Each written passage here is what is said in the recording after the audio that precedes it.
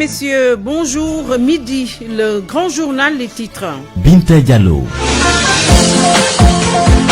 La maman de Diary Sow en exclusivité dans ce grand journal, une sortie empreinte d'émotion à la suite de la disparition de sa fille en France. Diary Sow, meilleure élève du Sénégal 2 années de suite, portée disparue depuis près d'une semaine. 8 morts en un seul jour, le taux de létalité ne cesse de croître. Le Sénégal a enregistré près de 300 nouvelles contaminations au SARS-CoV-2 ce vendredi. À Louga, un centre de traitement des épidémies mis en place, l'hôpital régional équipé de respirateurs et de lits électriques. Les cas graves seront maintenus sur place. Le port du masque obligatoire, loin d'être respecté dans la rue, dans les marchés et dans les transports en commun. À suivre le reportage de Nafissatou Silla dans ce grand reportage. L'actualité internationale, Souleymane Bachir Diagne sur les événements survenus au Capitole. Le philosophe sénégalais enseignant à l'université de Columbia à New York se dit sidéré. Teungueth FC édifié tout à l'heure sur ses prochains adversaires de groupe en Ligue africaine des clubs champions. Le tirage au sort s'effectue à l'instant. Les sports, ce sera avec Cheikh Tidiane Diagne, les actualités internationales, Barthélémy Ngom et la revue de presse Mohamed Ali Mouba. La problématique de l'applicabilité du suivi des mesures de restriction pour barrer la route au Covid-19. On en parle d'un point de vue à partir de midi et 30 minutes. À la technique de ce grand journal, il y a Alioune Ba. Au digital, Yacine Pouy à la présentation et toujours avec un immense plaisir au micro, Binta Diallo. Bienvenue à tous et à toutes.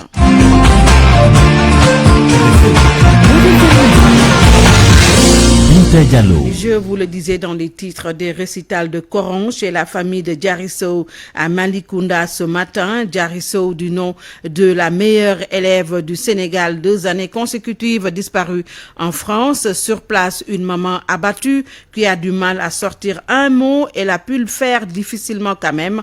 Une voix empreinte d'inquiétude en exclusivité dans ce reportage signé Abdourahmane Diallo Ambour. Parents, amis et voisins de la famille de Diary Sow commencent à venir à la maison familiale, sise au quartier Croisement Malicounda. Les téléphones n'arrêtent pas de sonner.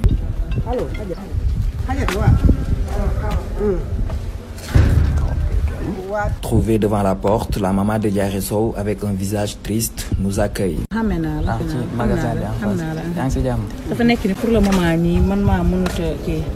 Vraiment.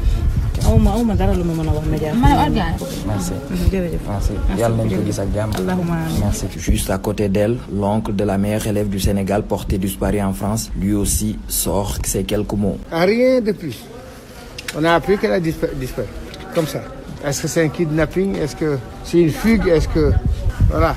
On pense au pire, mais bon. On pense au pire. On ne connaît rien du tout.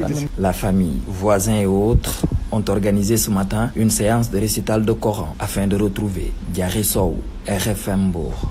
Abdourahmane Diallo. Abdourahmane Diallo, Diary Sow, meilleure élève du Sénégal 2 années de suite. Elle poursuit ses études à Louis-le-Grand à Paris. Elle n'a pas repris les cours depuis la rentrée des vacances de Noël. Les étudiants, la police française, le gouvernement sénégalais et l'ambassade sont à sa recherche. Il est 12h04. RFM, l'info, c'est ici. L'info, c'est ici. 8 nouveaux décès, un record au Sénégal qui enregistre près de 300 nouveaux cas de contamination au Covid-19. Voyons le bilan du jour avec Dr Mamadou Ndiaye, porte-parole au ministère de la Santé. Sur 2270 tests réalisés, 296 sont revenus positifs, soit un taux de positivité de 13,04%. Les cas positifs sont répartis comme suit. Nous avons eu 154 cas contacts suivis par nos services. Aucun cas importé n'a été enregistré dans les différentes portes d'entrée du pays, notamment aériennes, maritimes et terrestres. 142 cas issus de la transmission communautaire ont été notifiés et répartis comme suit. 15 à Kaolack, 12 à Thiès, 10 à Dakar Plateau et à Touba, 7 à Tivaouane, 5 à Guédiawaye et à Saint-Louis, 4 aux HLM Grand Yoff, Ouakam, Richard Toll et Tamba, 3 à Keur Massar, Matam, Mbao, Mermoz et Ngor, 2 à Dara, Fan Résidence, Guinguinéo, Liberté 4, Liberté 6, Louga, Mariste, Mbour, Ouest Foire, Pikine, Sacré-Cœur et Ziguinchor, 1 à Amitié 3, Cambérène, Cité Batrin, Cité Biagui, Cité Impôts et Domaines, Cité Mixa, Cité Murtada, Koloban, Derklé, Diourbel, Foundiougne, Gueule Tapée, Grand Dakar, HLM Fass, Kolda, Koumpentoum, Liberté 5, Mamel, Mbacké, Parcelles Assainies, Patte d'Oie, Rufisque et Sangalkam. 131 patients hospitalisés ont été contrôlés négatifs et déclarés guéris. 34 cas graves sont pris en charge dans nos services de réanimation. 8 décès ont été enregistrés ce jeudi 7 janvier 2021. L'état de santé des autres patients hospitalisés est jugé stable. À Louga, un centre de traitement des épidémies sera érigé dans le département pour la prise en charge des malades de la Covid-19. Les lits vont passer de 10 à 53. Les autorités sanitaires entendent maintenir les cas graves sur place. L'hôpital régional a été doté de respirateurs et de lits électriques. Son médecin-chef, Cheikh Sadibou Senghor, au micro de Abraham Paul Pouya. Au niveau de la région, il y a des fortes décisions qui ont été prises. Et avec l'accompagnement du ministère de la Santé et de l'Action sociale, je vous parlais en tout cas de l'extension du CTR de Louga, parce qu'aujourd'hui, on est juste à 10 lits. On a la possibilité de faire une extension au niveau du centre de traitement de l'EPS de Louga jusqu'à 53 lits. Donc les 10 lits actuellement consacrés au CTR vont maintenant être orientés dans le cadre de la prise en charge, en tout cas des urgences. Des urgences, parce que aujourd'hui le constat c'est que de plus en plus on a des cas compliqués au niveau du CTR. Donc ce qu'on souhaiterait avec l'appui du ministère de la Santé, c'est de consacrer ces 10 lits en tout cas à des cas graves, et les 43 autres lits est consacrés un peu à la prise en charge des cas modérés. Donc et aujourd'hui en tout cas on a reçu beaucoup de matériel de la part du ministère de la Santé et de l'Action sociale, des respirateurs, en tout cas des lits électriques. Donc et on est actuellement en train, d'ici 2 semaines, en tout cas l'extension du CTR sera effective. Et en dehors de cela, ce qu'on souhaiterait en tout cas, c'est ouvrir le CTR de Louga, et on souhaiterait en tout cas que ces cas ne fassent pas le déplacement jusqu'à Louga. Nous excusons de la qualité sonore de cet élément. Les mesures restrictives du ministre de l'Intérieur ne sont pas respectées. Le port du masque dans la rue ne se fait pas pour plusieurs d'entre les Sénégalais interrogés dans les transports en commun. Idem, le respect est relatif. Reportage Nafissatou Silla. An sa masque mii ni fan maa ko du saag bi pour fii la waaw loolu ngay laajte ba def ko nii ba doon takk ko sa masque yàkkamti rek xëy. Elle, c'est Kiné Diop. Teint clair, des fossiles qui attirent l'attention, bien parée, elle dit être sortie à la hâte, sans son masque. Et pour le nouvel arrêté du ministère de l'Intérieur, elle dit être au courant, mais avance la thèse de ne pas supporter le port du masque. fii laa jóge jëppal booy fatt sooy dox doo mën a takk masque du nooy waale moo su ma demee ba yegg takk ko nag. Un peu plus loin, Hassan Keita, barbu, style un peu décontracté, t-shirt, short et sandales, et sans masque, et dit être conscient du danger, mais tout comme Kiné Diop, il était pressé de sortir. L'acte que je fais actuellement, c'est une urgence, on m'a appelé. C'est à cause de ça que je suis descendu, juste pour voir une personne et remonter. En fait, moi-même actuellement, je me t'ai dit, attends, je remonte pour porter un masque. Parce que vraiment, je trouve ça aberrant que de sortir sans porter un masque. Aïssatou Gassama, de taille moyenne, voilée, vient de descendre du bus. Elle a quitté Gueule Tapée pour jet d'eau, son masque bien mis. Elle rassure que tous les autres passagers avaient mis leur masque, mais elle ne voit pas l'utilité. C'est un peu difficile de respecter la distanciation sociale dans les bus. Je crois juste que les masques, je ne sais pas si ça sert à beaucoup de choses. Mais... 10 heures sur l'avenue Bourguiba. Le trafic est assez fluide. Les transports en commun, Tata ou Ndiagandiaï, circulent aisément. Certains sont bondés et dans quelques-uns, des passagers n'ont pas mis de masque et personne ne peut leur imposer cela, selon cet apprenti de Ndiagandiaï. L'obligation du port du masque en tout lieu n'est pas une première depuis le début de la pandémie et malgré toutes les dispositions prises, difficile pour beaucoup de s'y accoutumer. Faut-il fermer les écoles pour éviter la propagation du virus? Nous avons posé la question. Si nous avons posé la question, c'est parce que d'aucuns estiment que les établissements scolaires sont des nids à virus. Comme dans les marchés, les gestes barrières, ils sont difficilement respectés. Des parents d'élèves à qui nous avons posé la question restent partagés sur la question. Suivons le reportage d'Oumou Kalsoumdi. Dans cette école franco-arabe de Yoff au quartier Mengen, les enfants sont concentrés. Avec leur blouse bleue, ils écoutent attentivement leur maître. L'ambiance est bon enfant, malgré les risques de fermeture des classes face à la pandémie. Les gens ne prennent pas au sérieux la maladie. Ici à l'école, on fait de notre mieux pour protéger les enfants. Et je pense que les parents aussi, à la maison, doivent éduquer les enfants, les pousser à respecter les mesures barrières. Après une année scolaire 2020 très compliquée, cette mère de famille pense que ce sera dommage d'arrêter les cours. Si les autorités referment les écoles, ça va impacter sur leurs études. Ils vont avoir une année encore très compliquée. Moi, je veux que les parents fassent respecter les mesures barrières aux enfants. C'est important. Un autre parent d'élève, Maktar Ndoye, tient sa boutique au marché de Yoff. Lui aussi est catégorique. Il invite les tuteurs à rappeler aux enfants les mesures barrières. Je pense qu'on peut s'en sortir si les parents s'y mettent en demandant à leurs enfants de respecter les mesures barrières. C'est plus sûr. Moi, en tout cas, j'y vais. En attendant les prochaines décisions pour combattre le virus, les élèves suivent normalement les cours. Dans leur programme, le respect des mesures barrières est aussi enseigné pour briser la chaîne de transmission du coronavirus. La prolifération des cas de Covid-19 à Matam inquiète le Khalif de Bambilor, raison pour laquelle le guide religieux annonce l'annulation de la 29e édition de la Ziara annuelle de Thierno Djibril Ousmane Ba. Par sa voix, le secrétaire général de la Ziara appelle les fidèles au respect des mesures barrières par ailleurs. Serine Diop au micro de Abdou Diouf Diagne.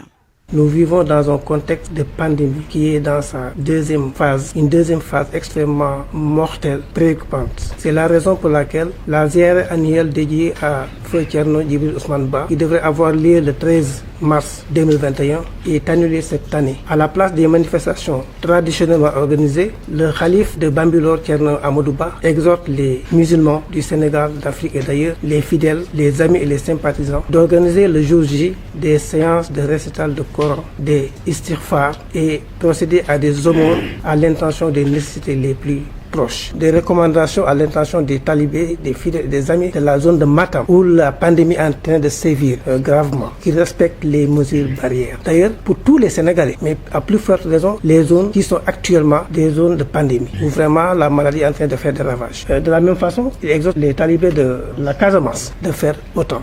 Le Khalif remercie les autorités administratives qui traditionnellement l'accompagnaient dans l'organisation de cette cérémonie, mais également les autorités religieuses, les Khalifs des différentes familles. Et nous venons de l'apprendre par Abdourahmane Diallo à Hambourg qu'au deuxième jour du couvre-feu à Hambourg, bien entendu, le bilan des personnes interpellées est passé de 15. 15 personnes donc ont été interpellées par les forces de l'ordre et 9 véhicules immobilisés. Ce cri du cœur du médecin-chef de la région médicale de Kédougou. L'hôpital n'a plus d'anesthésiste au bloc opératoire. Dr Mamadou Diop appelle le ministère de la Santé et de l'Action sociale à diligenter au plus vite le problème. Dr Mamadou Diop est avec Mohamed Ali Mouba. Au niveau du bloc opératoire de Kédougou, l'anesthésiste n'est pas sur place. Son contrat était fini depuis le 31 décembre, mais quand même, il est contractuel. Il était contractuel qu'on a recruté au niveau de la fonction publique, mais il n'a pas encore intégré la fonction publique.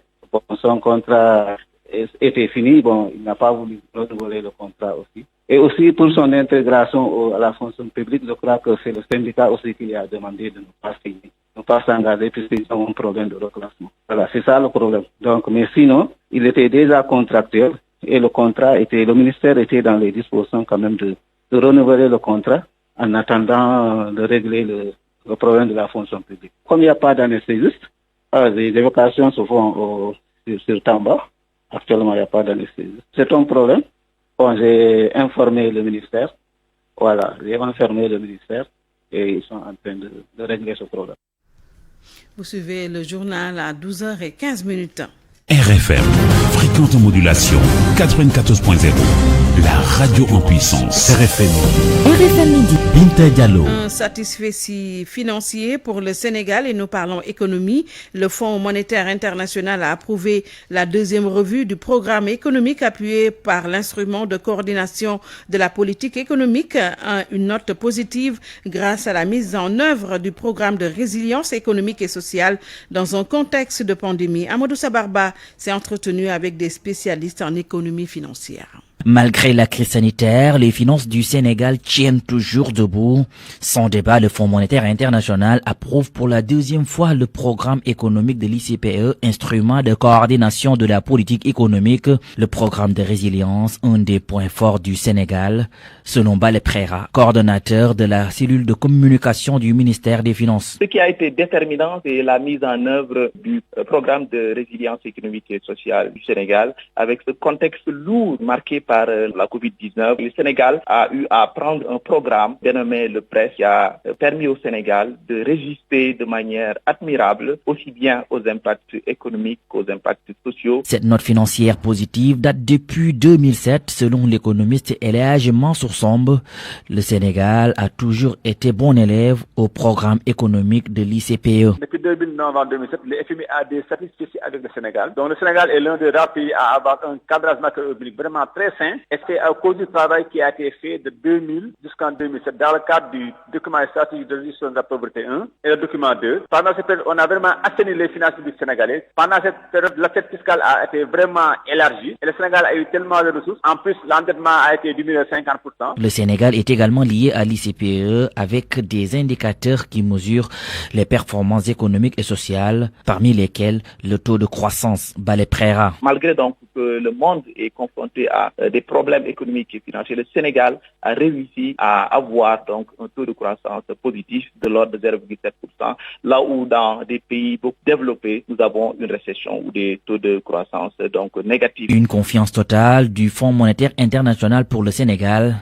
Attention, le coronavirus est toujours là. Balé Préra, le pouls de l'économie, la vétusté du matériel agricole et l'insuffisance des intrants à l'origine du manque de résultats en termes de production dans le monde rural. Les paysans regroupés autour du groupement intervillageois de producteurs d'arachides de Tchombi Gandiaye ont sollicité et obtenu du gouvernement un important lot de matériel subventionné. La correspondance d'Ibrahima Diamé à Kaolack. Des semoirs, des houssines, des charrettes, des unités flambant neuves, le renouvellement du matériel agricole dans le monde paysan est en marche. Le groupement intervillageois des producteurs d'arachides de Gandiaye a réceptionné un lot de matériel subventionné par l'État du Sénégal. Hamid Diop, président du cadre de concertation des producteurs d'arachides. Les producteurs réunis en groupement intervillageois de producteurs d'arachides ont manifesté leur intérêt auprès du ministère de l'Agriculture qui a bien voulu donc leur accorder une subvention assez importante d'une enveloppe qui tourne autour de 34 millions. Cela consiste à 25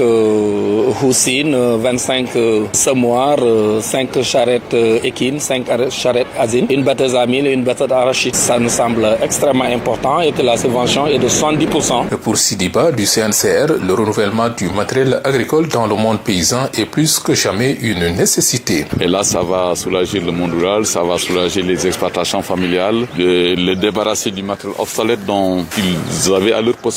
Au moins près de 70 paysans chefs de carré vont bénéficier de ce premier jet de matériel qui, se réjouissent-ils, va contribuer à l'amélioration des rendements. Bissine Ndong est membre du JIPA de Tchombi Gandiaye. Je travaille avec un matériel obsolète, ça fait longtemps que je l'utilise. Maintenant, on m'a donné un matériel neuf, je suis très contente. Ça va augmenter le rendement, surtout avec la charrette. J'ai emprunté une charrette pour aller au champ. La remise du matériel est faite en présence du directeur régional du développement rural de Kaolack, Souleymane Diop, qui a indiqué qu'entre 2012 et maintenant, le régime en place a injecté dans cette région une valeur de près de 40 milliards de francs CFA en termes d'intrants agricoles. Ibrahim Djamé Gandiaï, Radio Futur Média. Le déroulement de la campagne arachidière jugée timide à Fatick, 120 tonnes de graines d'huileries collectées depuis le début des opérations commerciales, ce qui se fait durement ressentir dans le département de Gossas où un seul opérateur fait la collecte. Aminata Goudjabi.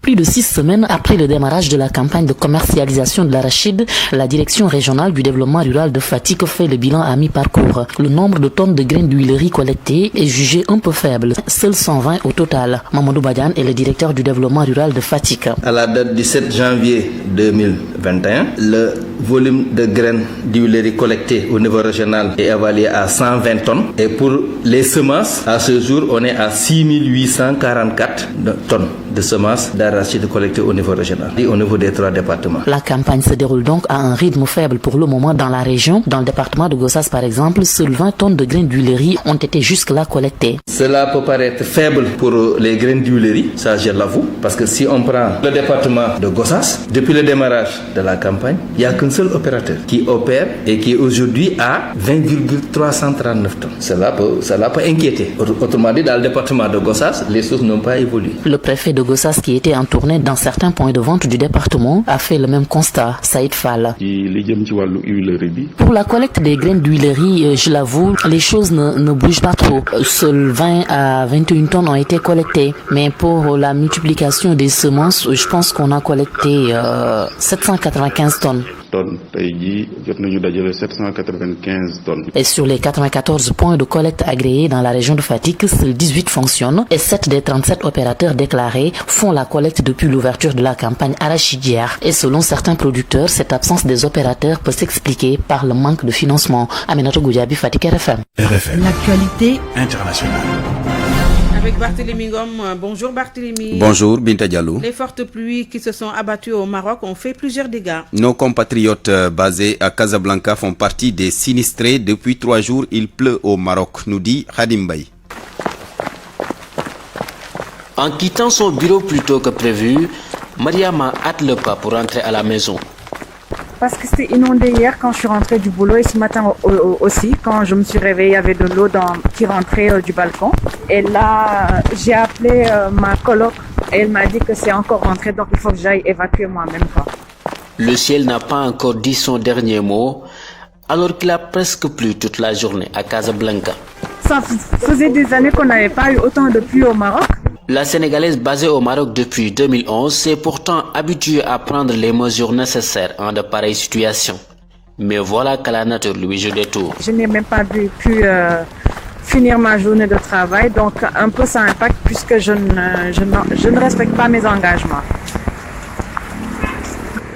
Un sale temps dans la ville blanche qui fait presque tache d'huile dans tous les quartiers de la capitale.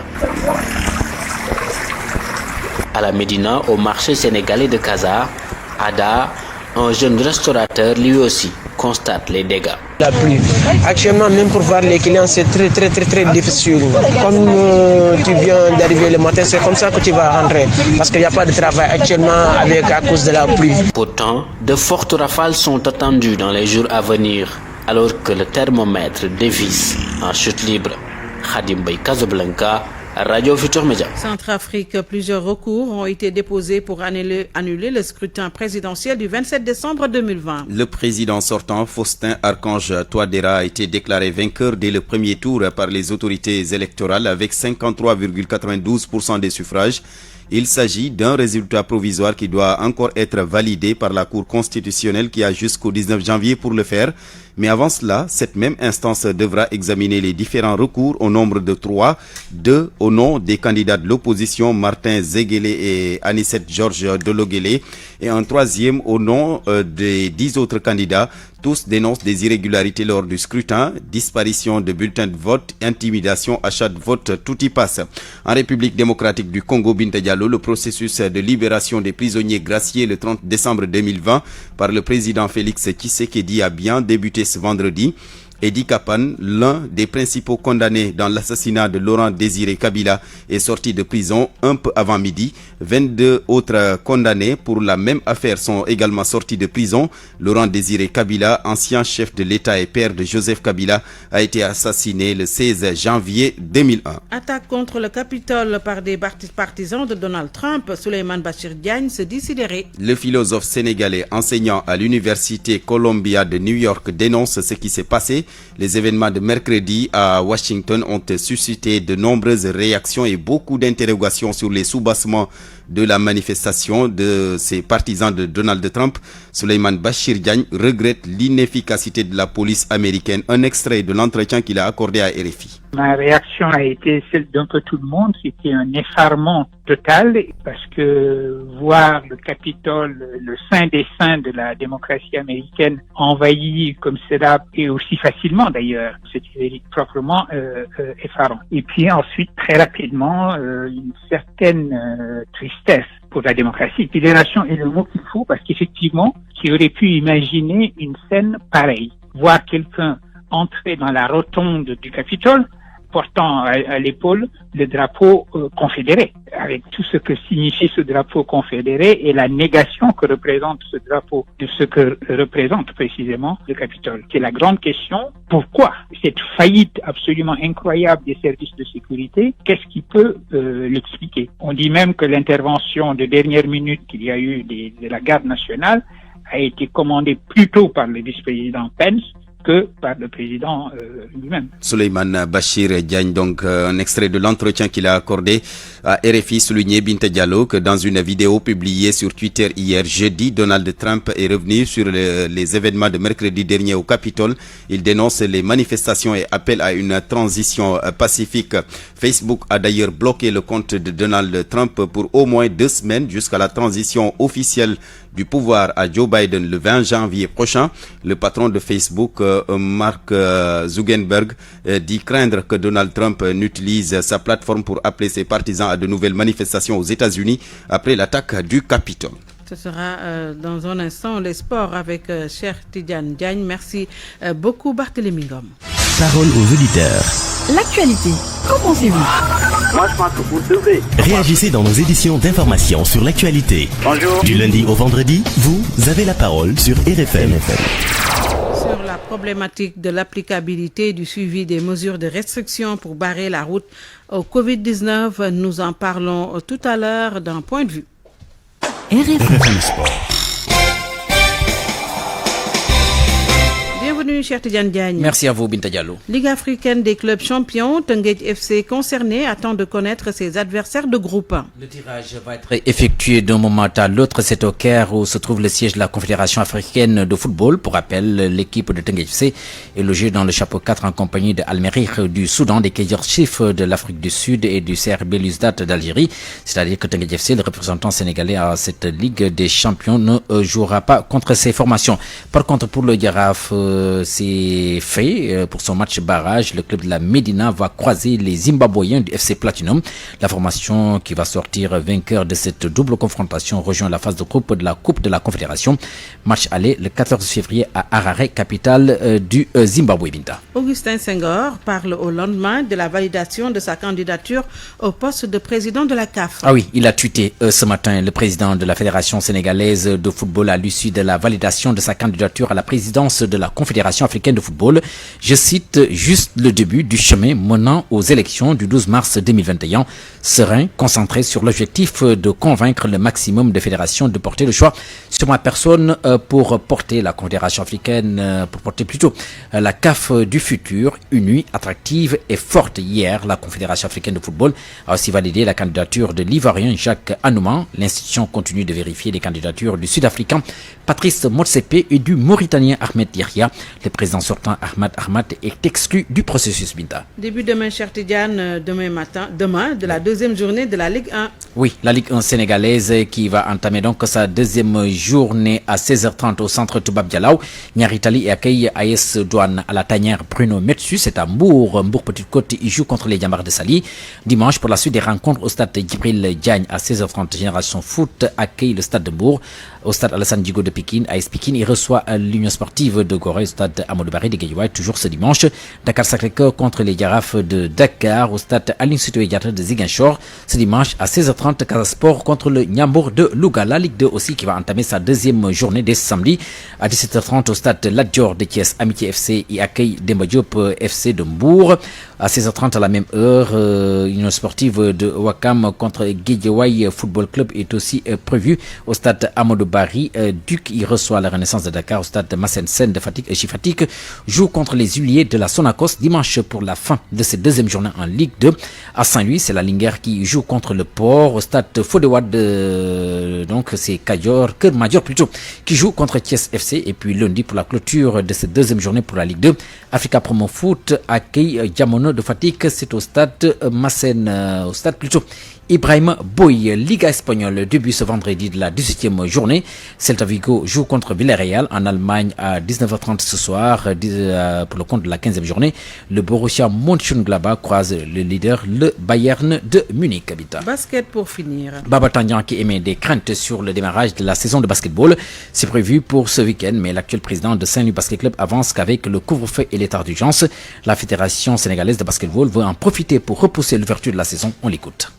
Nous encourageons le gouvernement à trouver des solutions pour éradiquer l'avancée du Covid. Vraiment, nous sommes tout à fait en phase. Mais surtout, nous voudrons que le président de la Fédération de basket ne profite pas de cette situation pour essayer de remettre en cause le début du championnat qui est prévu ce samedi 9 janvier. Parce que nous savons qu'il y a des soucis d'argent. Lors de la réunion avec les présidents de club, il avait demandé aux arbitres de revoir un peu leurs indemnités parce que tout simplement les caisses de la fédération sont vides et les arbitres ont dit niet. Donc aujourd'hui, avec cette nouvelle mesure qui a été prise par le gouvernement, il est capable de vouloir remettre en cause le démarrage du championnat. Et ça, nous ne l'accepterons pas. Parce que nous, à Saint-Louis, déjà, je vais vous dire, nous sommes depuis 3 mois maintenant, nous sommes à plus de 50 millions que nous avons dépensé grâce à nos sponsors, que nous avons dépensé pour la mise en place d'une équipe performante chez les filles et chez les garçons. Que depuis 3 mois, ils sont payés. Depuis 3 mois, ils sont logés. Depuis 3 mois, ils sont nourris. Donc, nous avons énormément de charges et nous ne voulons pas voir ces charges-là partir en perte et profit. Donc, il n'en est même pas question. Et nous avertissons solennellement la fédération qui ne remet pas du tout en cause le